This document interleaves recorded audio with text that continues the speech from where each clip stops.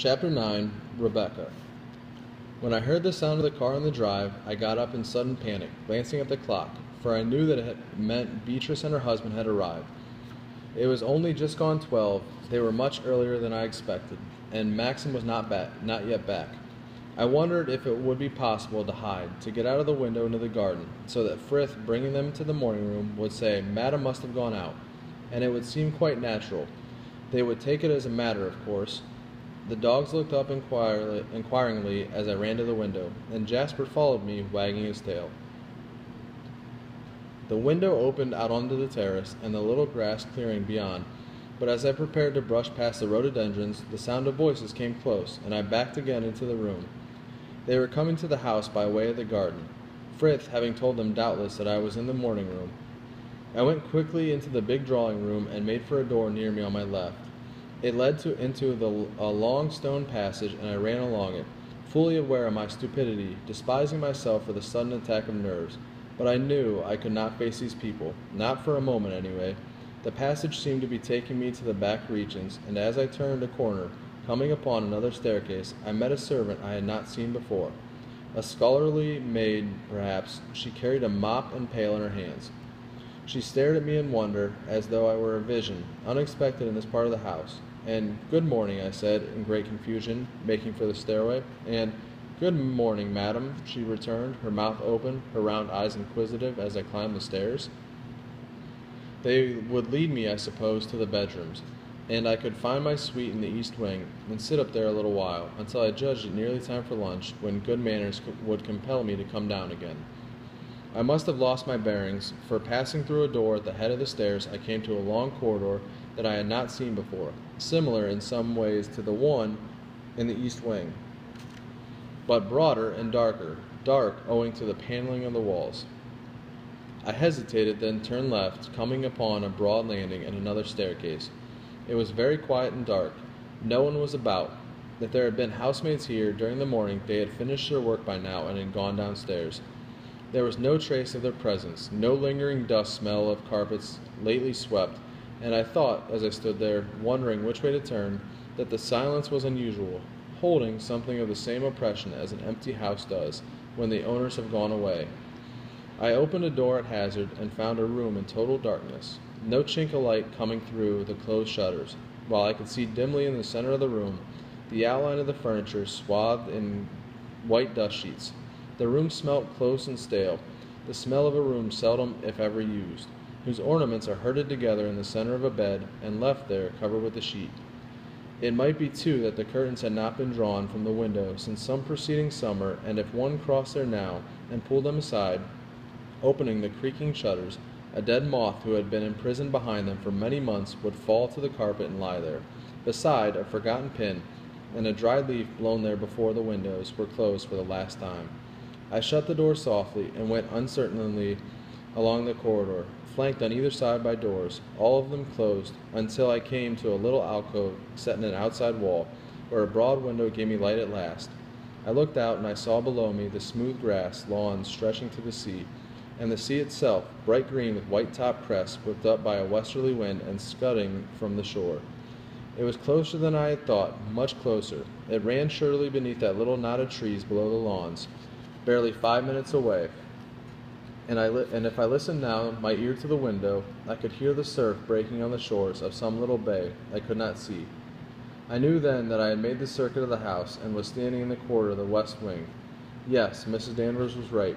You could hear the sea from here. You might imagine, in the winter, it would creep up to those green lawns and threaten the house itself. For even now, because of the high wind, there was a mist upon the window glass, as though someone had breathed upon it. A mist salt-laden, borne upwards from the sea. A hurrying cloud hid the sun for a moment as I watched, and the sea changed color instantly, becoming black, and the white crest with them very pitiless suddenly, and cruel, not the gray sparkling sea I had looked on first. Somehow, I was glad my rooms were in the east wing. I preferred the rose garden, after all, to the sound of the sea.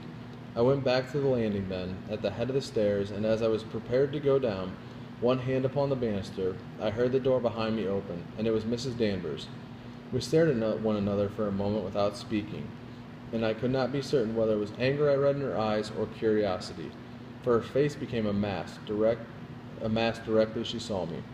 Although she said nothing, I felt guilty and ashamed, as though I had been caught trespassing, and I felt the telltale color come up to my face.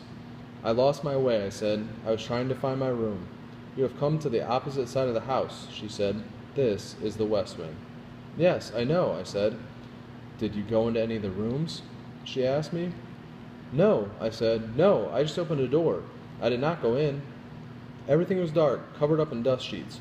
I'm sorry. I did not mean to disturb anything. I expect you like to keep all this shut up. If you wish to open the rooms, I will have it done, she said. You have only to tell me. The rooms are all furnished and can be used. Oh, no, I said. No, I don't mean you to think that. Perhaps you would like me to show you all over the west wing, she said. I shook my head. No, rather not, I said. No, I must go downstairs. I began to walk down the stairs, and she came with me, by my side as though she were a warden and I in custody. Any time when you have nothing to do, you have only to ask me, and I will show you the rooms in the west wing, she persisted, making me vaguely uncomfortable. I knew not why. Her insistence struck a chord in my memory, reminding me of a visit to a friend's house, as a child, when the daughter of the house, older than I, took my arm and whispered in my ear, I know where there is a book locked in a cupboard in my mother's bedroom. Shall we go and look at it? I remembered her white, excited face, and her small, beady eyes, and the way she kept pinching my arm. I will have the dust sheets removed, and then you can see the rooms as they looked when they were used, said Mrs. Danvers. I would have shown you this morning, but I believed you to be writing letters in the morning room. You have only to telephone through to my room, you know, when you want me.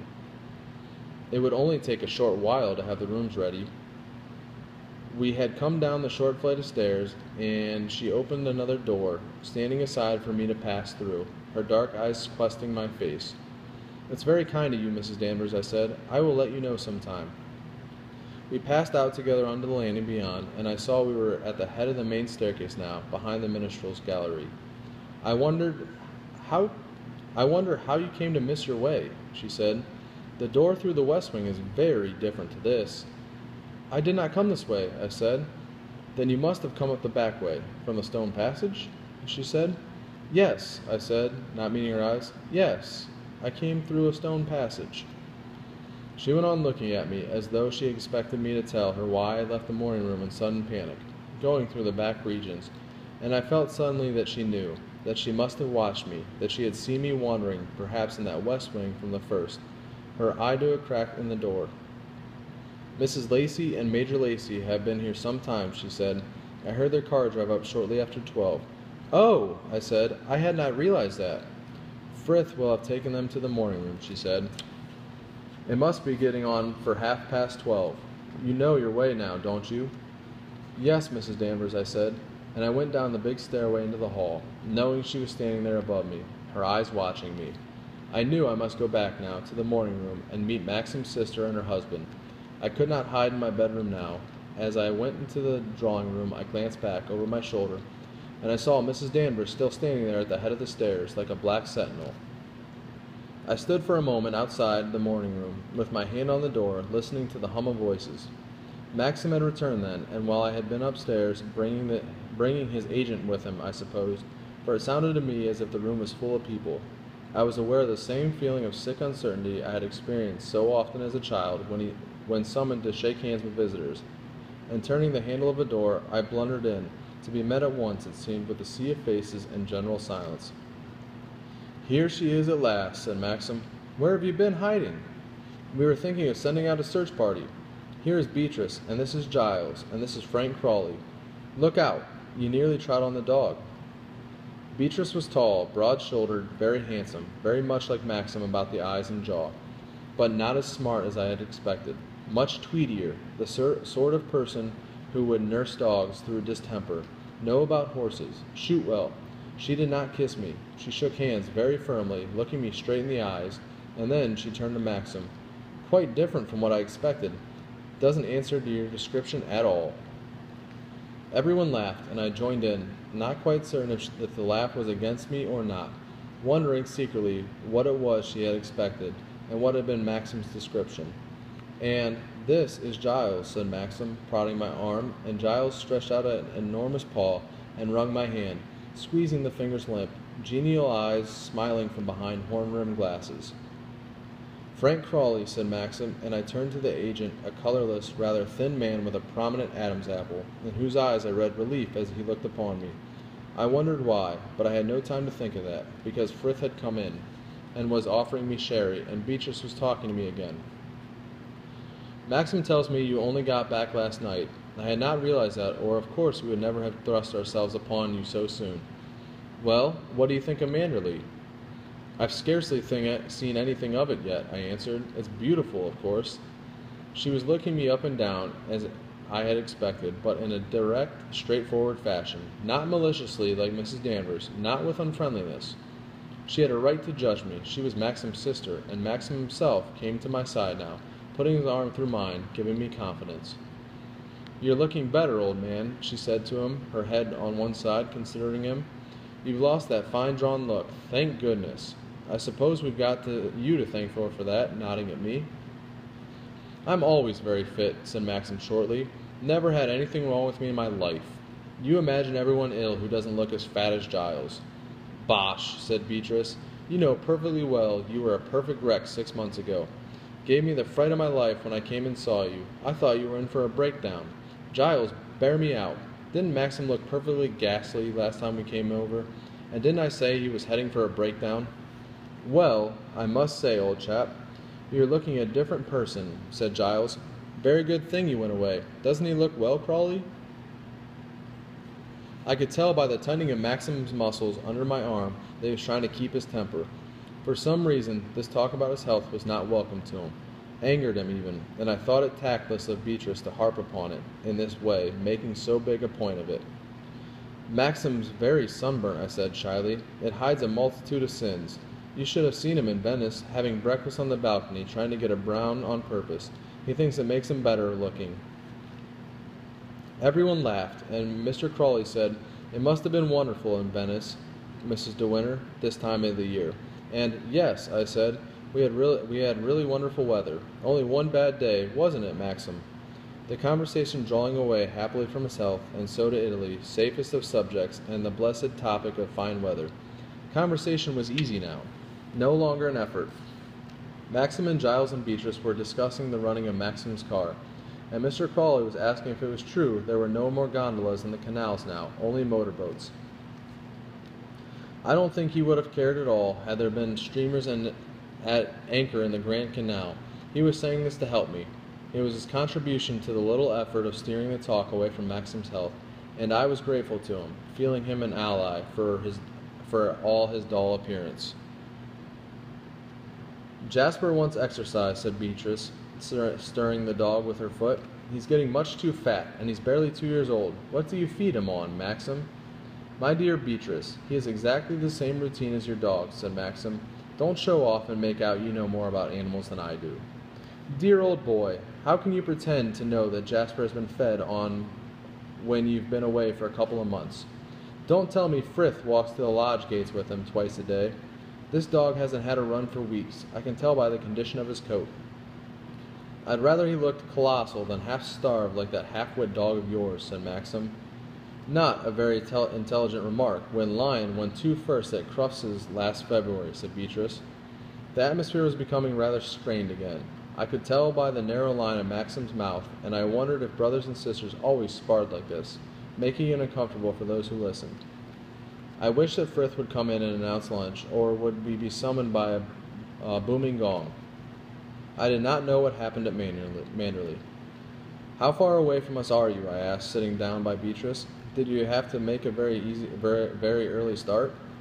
"We're 50 miles away, my dear, in the next county, the other side of Trowchester. The hunting is so much better with us. You must come over and stay, when Maxim can spare you. Giles will mount you." "I'm afraid I don't hunt," I confessed. "I learned to ride, as a child, but very feebly. I don't remember much about it." "You must take it up again," she said. "You can't possibly live in the country and not ride. You wouldn't know what to do with yourself. Maxim says you paint. That's very nice, of course, but there's no exercise in it, is there? All very well on a wet day when there's nothing better to do." My dear Beatrice, we are not all such fresh air fiends as you, said Maxim. I wasn't talking to you, old boy. We all know you are perfectly happy slopping about the Manderley Gardens and never breaking out of a slow walk. I'm very fond of walking too, I said swiftly. I'm sure I shall never get tired of rambling about Manderley, and I can bathe too when it's warmer. My dear, you are an optimist, said Beatrice. I can hardly ever remember bathing here. The water is far too cold and the beach is shingle. I don't mind that, I said. I love bathing, as long as the currents are not too strong. Is the bathing safe in the bay? Nobody answered, and I realized suddenly what I had said. My heart thumped, and I felt my cheeks go flaming red. I bent down to stroke Jasper's ear in an agony of confusion.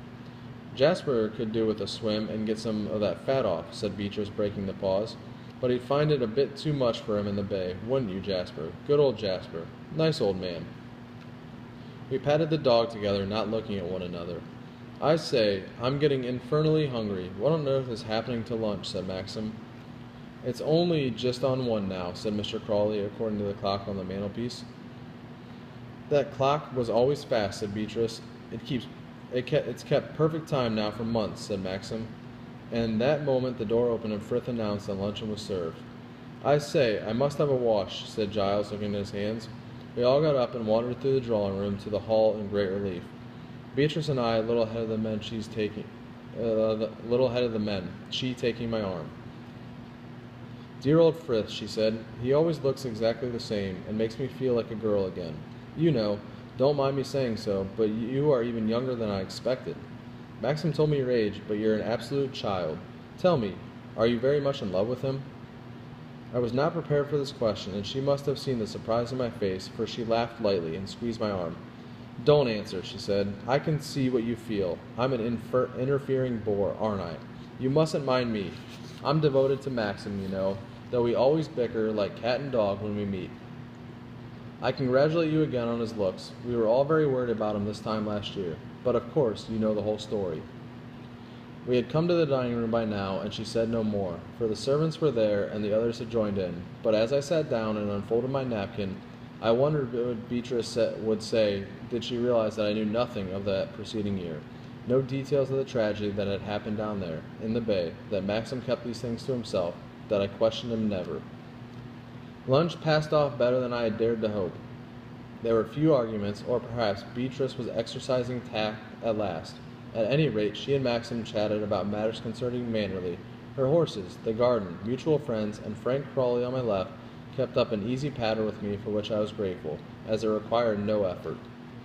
Giles was more concerned with food than with the conversation, though now and again he remembered my existence and flung me a remark at hazard.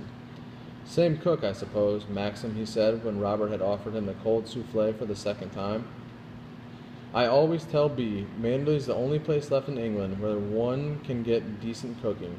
I remember this soufflé of old. I think we change cooks periodically, said Maxim, but the standard of cooking remains the same. Mrs. Danvers has all the recipes. She tells them what to do. Amazing woman, that Mrs. Danvers, said Giles, turning to me. Don't you think so?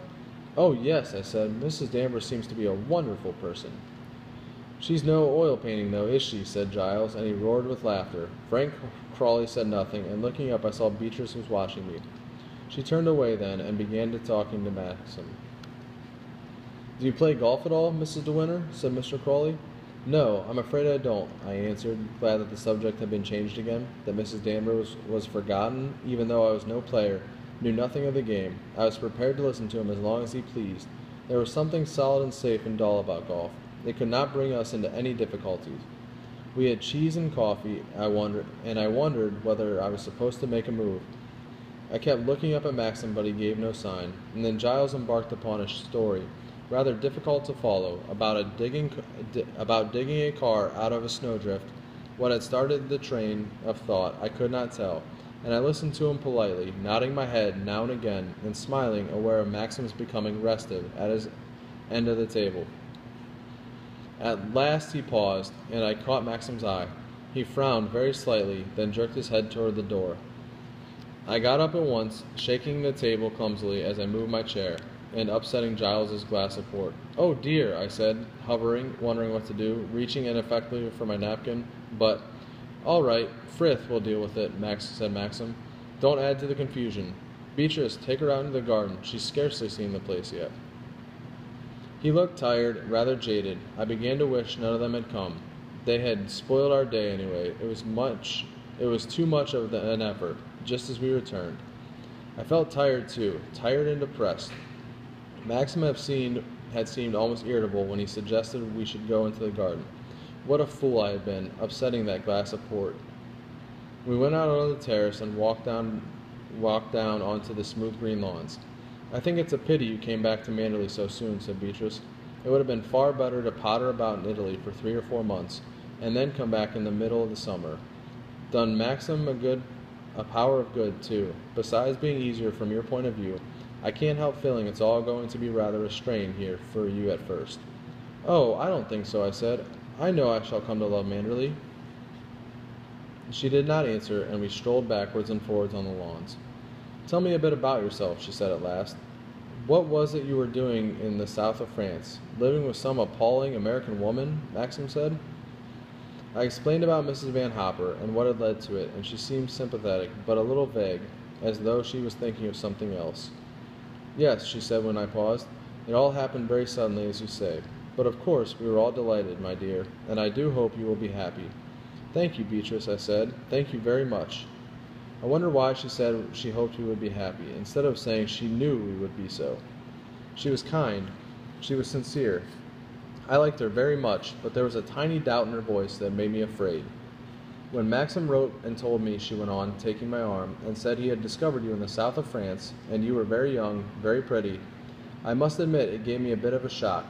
Of course, we all expected a social butterfly, very modern and plastered with paint, the sort of girl you'd expect to meet in those sort of places. When you came into the morning room before lunch, you could have knocked me down with a feather. She laughed, and I laughed with her, but she did not say whether or not she was disappointed in my appearance or relieved. Poor Maxim, she said. He went through a ghastly time, and let's hope you have made him forget about it. Of course, he adores Manderley. Part of me wanted her to continue her train of thought, to tell me more of the past, naturally and easily like this. And something else was way back in my mind, did not want to know, did not want to hear. We are not a bit alike, you know, she said. Our characters are poles apart. I show everything on my face, whether I like people or not, whether I am angry or pleased. There's no reserve about me. Maxim is entirely different. Very quiet, very reserved. You never know what's going on in that funny mind of his. I lose my temper on the slightest provocation, flare up, and then it's all over. Maxim loses his temper once or twice in a year, and when he does, my God, he does lose it. I don't suppose he ever will with you. I should think you are a placid little thing. She smiled and pinched my arm, and I thought about being placid, how quiet and comfortable it sounded. Someone with knitting on her lap, with calm, unruffled brow. Someone who was never anxious, never tortured by doubt and indecision. Someone who never stood as I did, hopeful, eager, frightened, tearing at bitten nails, uncertain which way to go, what star to follow. You won't mind me saying so, will you? She went on. But I think you ought to do something to your hair. Why don't you have it waved? It's so very lanky, isn't it? Like that. Must look awful under a hat. Why don't you sweep it back behind your ears? I did so obediently and waited for her approval. She looked at me critically, her head on one side. No, she said. No, I think that's worse. It's too severe, and it doesn't suit you. No, all you need is a wave, just to pinch it up. I never have cared for that Joan of Arc business, or whatever they call it. What does Maxim say? Does he think it suits you? I don't know, I said. He's never mentioned it. Oh, well, she said, perhaps he likes it. Don't go by me. Tell me, did you get any clothes in London or Paris? No, I said. We had no time. Maxim was anxious to get home, and I can always send for catalogues. I can tell by the way you dress that you don't care a hoot what you wear, she said. I glanced at my flannel skirt apologetically. I do, I said. I'm very fond of nice things. I've never had much money to spend on clothes up to now. I wonder Maxim did not stay a week or so in London and get you something decent to wear, she said. I must say, I think it's rather selfish of him. So unlike him, too. He's generally so particular. Is he? I said. He's never seemed particular to me. I don't think he notices what I wear at all. I don't think he minds. Oh, she said. Oh, well, he must have changed then. She looked away from me and whistled at Jasper, her hands in her pockets, and then stared up at the house above us. "You're not using the west wing, then," she said. "No," I said. "No, we have the suite in the east wing. It's all been done up." "Has it?" she said. "I didn't know that. I wonder why." "It was Maxim's idea," I said. "He seems to prefer it." She said nothing. She went on looking at the windows and whistling. "How do you get on with Mrs. Danvers?" she said suddenly. I bent down and began patting Jasper's head and stroking his ears. "I have not seen very much of her," I said. "She scares me a little. I've never seen anyone quite like her before." "I don't suppose you have," said Beatrice. Jasper looked up at me with great eyes, humble, rather self-conscious. I kissed the top of his silken head and put my hand over his black nose. "There's no need to be frightened of her," said Beatrice. "And don't let her see it, whatever you do. Of course, I've never had anything to do with her, and I don't think I ever want to either. However, she's always been very civil to me." I went on patting Jasper's head. "Did she seem friendly?" said Beatrice. "No," I said. "No, not very." Beatrice began whistling again, and she rubbed Jasper's head with her foot. "I shouldn't have more to do with her than you can help," she said. "No," I said. "She runs the house very efficiently. There's no need for me to interfere." "Oh, I don't suppose she'd mind that," said Beatrice. That was what Maxim had said the evening before, and I thought it odd they should both have the same opinion. I should have imagined that interference was the one thing Mrs. Danvers did not want. "I dare say she will get over it in time," said Beatrice, "but it may make things rather unpleasant for you at first. Of course, she's insanely jealous. I was afraid she would be." "Why?" I asked, looking up at her. "Why should she be jealous? Maxim does not seem to be particularly fond of her." "My dear child, it's not Maxim she's thinking of," said Beatrice. "I think she respects him and all that, but nothing more very much. No, you see," she paused, frowning a little, looking at me uncertainly. "She resents you for being here at all. That's the trouble." "Why?" I said. "Why should she resent me?" "I thought you knew," said Beatrice. "I thought Maxim would have told you. She simply adored Rebecca." "Oh," I said. "Oh, I see." We both went on patting and stroking Jasper, who, unaccustomed to such attention, rolled over on his back in ecstasy. "Here are the men," said Beatrice. "Let's have some chairs out and sit under the chestnut. How fat Giles is getting. He looks quite repulsive beside Maxim. I suppose Frank will go back to the office. What a dull creature he is. Never has anything interesting to say. Well, all of you, what have you been discussing? Pulling the world to bits, I suppose?" She laughed, and the others strolled toward us, and we all stood about. Giles threw a twig for Jasper to retrieve. We all looked at Jasper. Mr. Crawley looked at his watch. "I must be off," he said. "Thank you very much for lunch, Mrs. De Winter." "You must come often," I said, shaking hands. I wondered if the others would go too. I was not sure whether they had just come over for lunch or to spend the day. I hoped they would go. I wanted to be alone with Maxim again, and that it would be like when we were in Italy. We all went and sat down under the chestnut tree. Robert brought out chairs and rugs. Giles lay down on his back and tipped his hat over his eyes. After a while, he began to snore, his mouth open. "Shut up, Giles," said Beatrice. "I'm not asleep," he muttered, opening his eyes and shutting them again. I thought him unattractive. I wondered why Beatrice had married him. She could never have been in love with him. Perhaps that was what she was thinking about me. I caught her eye upon me now, and again, puzzled, reflective, as though she was saying to herself, "What on earth does Maxim see in her?" But kind at the same time, not unfriendly. They were talking about their grandmother. "We must go over and see the old lady," Maxim was saying, "and she's getting gaga," said Beatrice. "Drops of food all down her chin, poor darling." I listened to them both, leaning against Maxim's arm, rubbing my chin on his sleeve. He stroked my hand absently, not thinking, talking to Beatrice. That's what I do to Jasper, I thought. I'm being like Jasper now, leaning against him. He pats me now and again when he remembers, and I'm pleased. I get closer to him for a moment. He likes me in the way I like Jasper. The wind had dropped. The afternoon was drowsy, peaceful. The grass had been new mown. It smelt sweet and rich, like summer.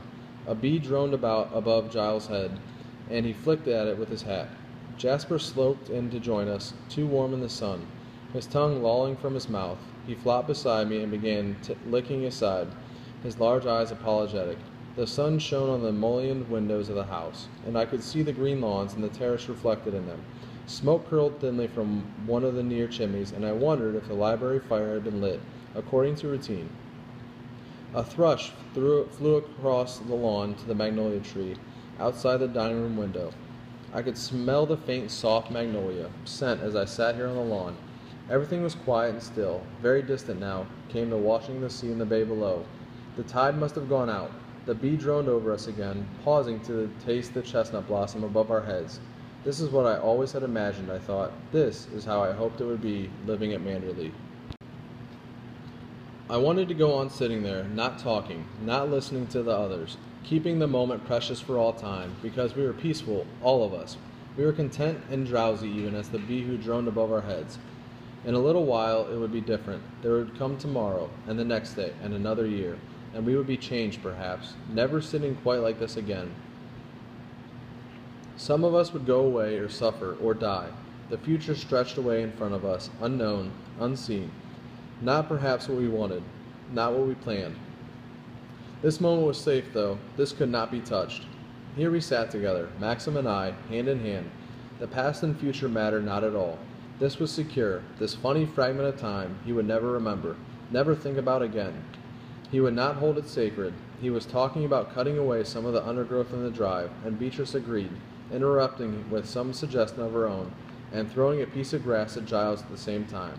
For them, it was just after lunch, 3:15 on a haphazard afternoon, like any hour, like any day.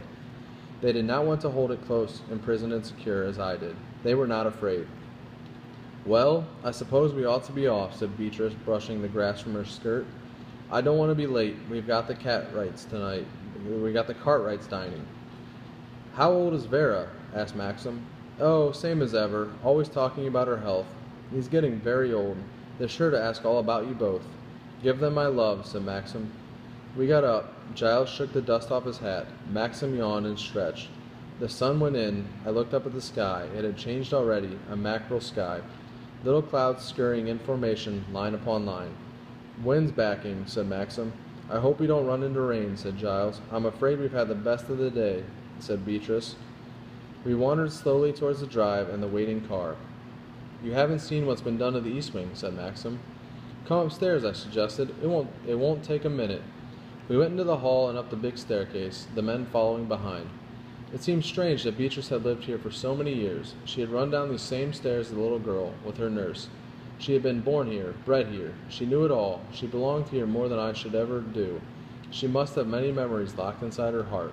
I wondered if she ever thought about the days that were gone, ever remembered the lanky pig-tailed child that she had been once, so different from the woman she had become. 45 now, vigorous and settled in her ways, another person. We came to the rooms, and Giles, stooping under the low doorway, said, "How very jolly. This is a great improvement, isn't it, Bee?" "And I say, old boy, you have spread yourself," said Beatrice. "New curtains, new beds, new everything. You remember, Giles, we had this room that time you were laid up with your leg. It was very dingy then. Of course, Mother never had much idea of comfort. And then, you never put people here, do you, Maxim? Except when there was an overflow. The bachelors were always dumped here. Well, it's charming. I must say, looks over the rose garden, too, which was always an advantage. May I powder my nose?" The men went downstairs, and Beatrice peered in the mirror. "Did old Danvers do all this for you?" she said. "Yes," I said. "I think she's done it very well." "So she should, with her training," said Beatrice. "I wonder what on earth it cost. A pretty packet, I bet. Did you ask?" "No, I'm afraid I did not," I said. "I don't suppose it worried Mrs. Danvers," said Beatrice. "Do you mind if I use your comb? These are nice brushes. Wedding present?" "Maxim gave them to me." I like them. We must give you something, of course. What do you want?" "Oh, I don't really know." "You mustn't bother," I said. "My dear, don't be absurd. I'm not one to grudge you a present, even though we weren't asked to your wedding." "I hope you did not mind about that. Maxim wanted it to be abroad." "Of course not. Very sensible of you both. After all, it wasn't as though—" She stopped in the middle of her sentence and dropped her bag.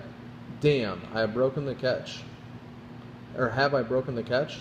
"No, all is well. What was I saying? I can't remember. Oh, yes, wedding presents. We must think of something. You probably don't care for jewelry." I did not answer. "It's so different from the ordinary young couple," she said. "The daughter of a friend of mine got married the other day, and of course they were started off in the usual way, with linen and coffee sets, and dining room chairs and all that. I gave rather a nice standard lamp. Cost me a fiver at Harrods. If you do go up to London to buy clothes, mind you go to my woman, Madame Carew. She has damn good taste, and she doesn't rook you. She got up from the dressing table and pulled at her skirt. Do you suppose you will have a lot of people down? She said. I don't know. Maxim hasn't said. Funny old boy. One never quite knows with him. At one time, one could not get a bed into the house. The place would be a block. I can't somehow see you. She stopped abruptly and patted my arm. Oh, well, she said, we'll see. It's a pity you don't ride or shoot. You must miss such a lot. You don't sail by any chance, do you? No, I said. Thank God for that, she said. She went to the door and I followed her down the corridor. Come and see us if you ever feel like it, she said. I always expect people to ask themselves. Life is too short to send out invitations. Thank you very much, I said. We came to the head of the stairs, looking down upon the hall. The men were standing on the steps outside. Come on, Bee, shouted Giles. I felt a spot of rain, so we put on the cover. Maxim says the glass is falling. Beatrice took my hand and, bending down, gave me a swift peck on my cheek. Goodbye, she said. Forgive me if I've asked you a lot of rude questions, my dear, and said all sorts of things I shouldn't. Tact never was my strong point, as Maxim will tell you, and as I told you before, you're not a bit what I expected. She looked at me direct, her lips pursed in a whistle, and then took a cigarette from her bag and flashed her lighter.